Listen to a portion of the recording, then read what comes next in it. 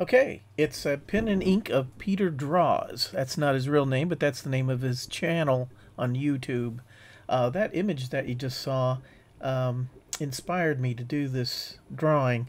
One of his episodes, he was talking about one of his pens. He likes to review pens, and he held the pen up and made that face, and I captured it on my phone while I was watching, and then I printed it out, and now you see me scribbling pencil lead all over the back of the picture because I just want to get a little outline to follow just to give me a head start and to keep things in proportion a little better. Here I go. I'm just tracing down some outlines of his eyes for different points so I can go back and ink this in and have a brilliant idea, which I'm not going to give away completely.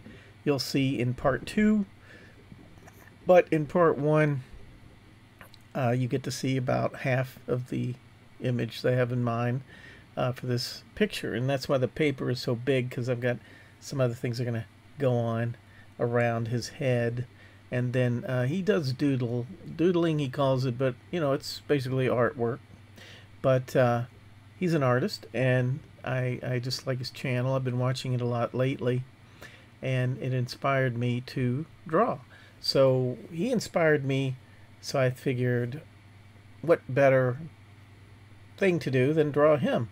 So I'd seen on his channel where some other people had also done drawings of him or paintings, and so I thought, what the heck, and I hadn't really made up my mind to do it until I saw him make that face, and I thought, oh my gosh, he's like, it almost looks like he's angry at the pen, or he's so excited about drawing with the pen. Anyway, I just liked the emotion that he had at that moment, and so I hadn't been drawing much for years until I started watching his channel, and it kind of inspired me, and I even bought a Moonman M2 pen that I've been using in a sketchbook. But for this project, I was using a Faber-Castell F. It's like a medium fine tip. It just seemed more reliable right now than my using the ink pen. But actually, the fountain pen has been working really well with the sketches that I've been doing in the notepad. I've done like 3. And so anyway, here I go. I'm finishing the drawing a little bit more, getting a few more details in as I look at the picture. It's almost like that Joker face too, which is kind of fun. And he's got that squint in his eye. So I thought this will be a fun project to do while I'm in basically self-quarantine. I don't have any symptoms for anything, but I am trying not to go out much. I did go for a walk today, which was great. It's nice weather out there, and there were a few other people walking, but we kept our distance, our social distance from each other, of course. And anyway, here we are, and that's March 24th now when I record this. I started this on the 21st, and then worked on it just a little each day. I'm almost at the point where I can add on the other part that I want after I get this part, the face part, done. But here I am just kind of penciling in some things. And here we go. I've got the ink pen. I'm going to work on I usually start on what I think is like kind of the most important part first. It's like, can you get this right? Then we can move on. So I'm working on the ink pen that he's holding up, and I cannot remember which pen he was reviewing that day. But here I go, inking in the pen that he's looking at. And I tried to make it darker than the rest of the image so far, so it would be a focal point for the picture. It's like his bane of his existence, or it's his exciting he's just so excited to have this pen or to draw with it. Uh, so I just thought I would have some fun, and I was also starting out here. I was trying to think of what technique that I want to use. Back in 2003, and I might post up this image for the few that haven't seen it, of I did Einstein face in 2003. It's pretty large. It took about a week off and on. It was pretty detailed. I had this, I think I came up with this idea myself, I'm not sure, where I'm cross-hatching the dark areas. The black areas are cross-hatched kind of tight, and then it fades out to a stipple. So you're stippling, but when you get to the dark blacks, you don't have to keep dot, dot, dot, stipple, stipple, stipple, you know, right up against each other. You can hatch, hatch, hatch, and it just kind of, it's like the hatching is kind of exploding out. And you'll see what I mean when I get, mostly I'm stippling his face, but then as we get to the dark left side of his face, you'll see what I'm talking about with the tiny hatch, hatch, hatch lines. And it's just something where you just, the more you work on it, the more you start seeing little subtle shades. And we'll get into that later in this video about the darks and lights on the dark side of his face. Right now I'm just trying to kind of get an outline of what's going on. And I'm starting here's where I'm just beginning to figure out what I'm going to do and go back to that technique that I did with the hatching that turns into stipple. So I'm stippling away, and I've got some lines. I was just going to do lines, but you can see I jumped, and this video was going to be hours long. I shot like 3 or 4 hours of video in these 3 days, but I've cut it down to like almost less than 20 minutes. It was just too much of stippling hours of stippling. And so I try to keep it moving, and I've already sped it up to 300%. And I'm going a normal speed, and then I speed it up to 300. It's still not as fast as you think it would be. So then I chopped out pieces here and there that I'll kind of fast forward. But anyway, I figured 20 minutes would be long enough to talk about what I'm trying to do here. And it's definitely going to be another part. Hopefully in a couple of days I'll put up part 2, which may finish it, I'm not sure. So here I am, the eyes, the mouth, the pin and the mouth and eyes are, like, to me, the most critical of this part. And I wasn't totally happy with the left side until I just kept working and darkening it. With his hair is pretty complicated, but I'm just doing the bottom part. Mainly the part you see in the picture is all the hair I'm going to end up putting in, but I'm going to fade his hair into something else that you'll see. Hopefully it'll work and this won't all be for nothing, but it's just a matter of looking at the shades and how it's rolling along, and you just keep coming. I'll come back to his cheek and different things as I start to analyze it more. So I kind of jump around a little bit. This eye, to me, seemed just a hair lower than the other one, which is weird because I did trace it, you know, to get the line up, but close enough, I hope. I was trying to be pretty meticulous and stay with the photo as much as I could. And so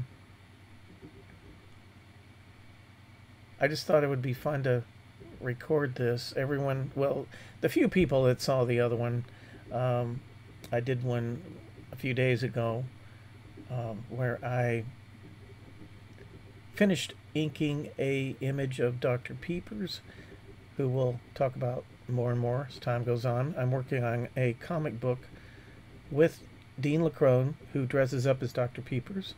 His character steampunk characters. So you look at my channel, you'll see the video, and I did a 2-hour long video of just inking the second half of the image. So it just gives you an idea how long this stuff takes. I didn't spend much time penciling it. Just like on this one, I just get basic outline areas here and there. I'll put in a few little details with the pencil, but I don't go crazy because I'm just going to go wild with the inking part. Now on the other project with Dr. Peepers, I inked it with a brush because I'd been doing commercial art. I did commercial art for many years, like 25 years. And I used a brush for all that, even painting or inking, whatever I was doing. I used it like a Series 7 Winsor Newton number 2 or 3, either one. And then here, I'm getting back into the pen and ink. It's fun, and like I said, it's Peter, and he calls his channel Peter Draws. He's just, sometimes I'll just, you just listen to him while you're working on something else. But he's very inspiring. He just takes off. He doesn't pencil anything. He just jumps in with his pens, and he has different ones he tries out. I had bought a bunch of art supplies before this quarantine, self-quarantine has set in with the virus. So at the end of this, I put the credit for me, and I put that it was the quarantine art project. But on my sketchbook, which I posted a few things on Instagram, which I am Freeman photography007, and I posted up my couple images I did, and the Dr. Peepers is up there as well.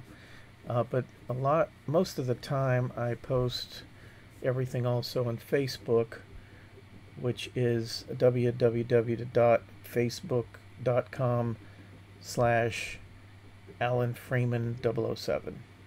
So that's where I've been putting most of my drawings lately. Plus I started posting up some older things.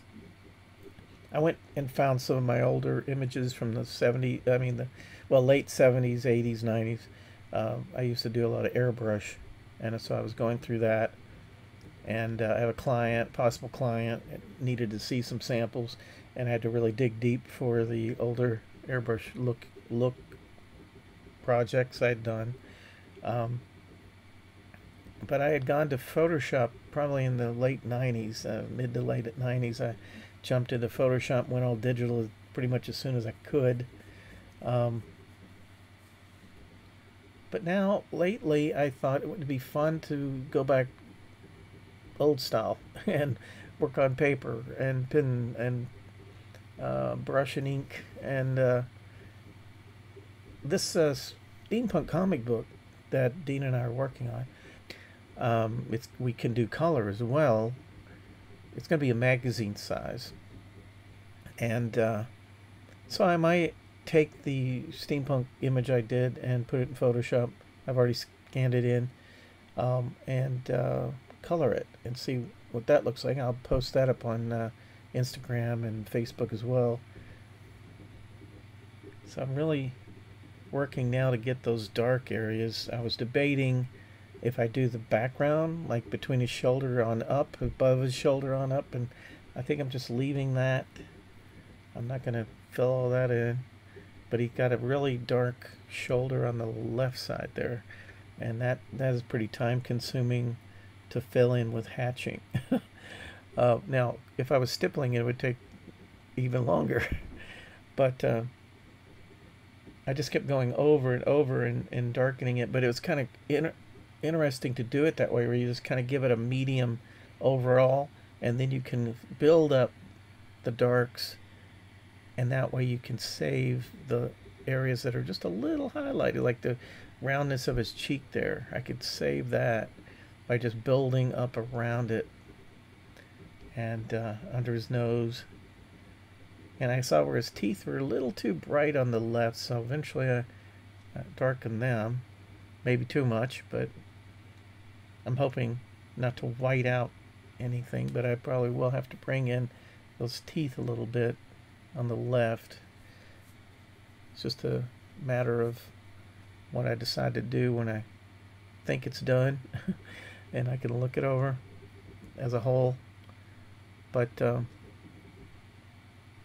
shooting all this with my little GoPro, which is working really well. I've got it on, I got it like a selfie stick type thing attached to the top of the table. I kept, as you'll see this going along, I moved the light. It was on the right, but my hand was then kind of shading what I'm trying to work on, blocking it. So I eventually moved the light around to the left. That helped. There were certain areas where my hand would still block the camera because it's way over to the left, but it's still, my hand was still blocking. So I tried to cut a lot of that out as well. You won't miss it because this is still too long as it is. But at least it's not 2 hours. So that's great. But anyway, you'll get an idea of how long this takes and what I'm doing. But the pin held up really well. It's still fine. I got 2 or 3 packs of these different sizes of Faber-Castell markers. I'd never used those before until I started doing these projects. So now some of those pins are like a felt tip, like a paint tip, which is okay, but I still use a brush to get that effect because the pin eventually changes and you can't trust the end to stay like a point. But the little fine tips like this seem to hold their shape, at least so far. And you get a consistent dot. Now I recently bought a set of ring rapidograph pens used on eBay, and they hadn't been very used. They looked like they just filled them with ink and then left them for years. And so I let them soak, and it looks like I saved them. I had to order some ink cartridges. I was thinking of refilling them. You can refill those pens, and I bought the ink to refill them. I haven't got it yet, but then it hit me that I can't really clean out those cartridge reservoirs or whatever you call very well. It's just like even soaking them. So anyway, I'm just gonna wait because I ordered the like replacement cartridges with ink, and I'm just gonna go that way.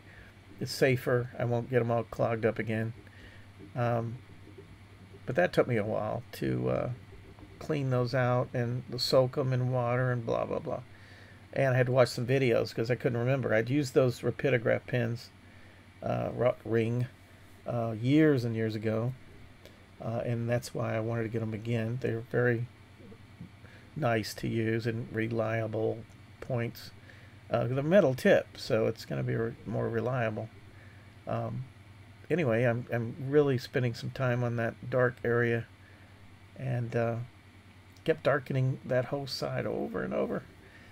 Probably too much, but that's the way the photo. It was pretty dark on that side. But it's really come along here. You're starting to look more like the photo.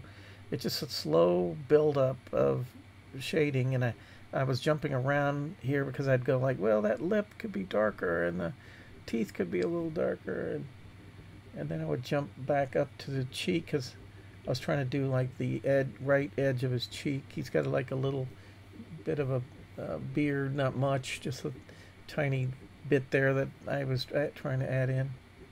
And now I'm going back up to do my kind of a block it in, and then I come back with even more and more hatching over top. So it's got some like layers of hatching till I get to the darkness that I want. But now I've got a little bit of his hair, and I tried to save some of the little highlights at the front of his hair there. That was complicated, but you know, you just do the best you can, hope for the best. Now here we are, and here's what I got so far.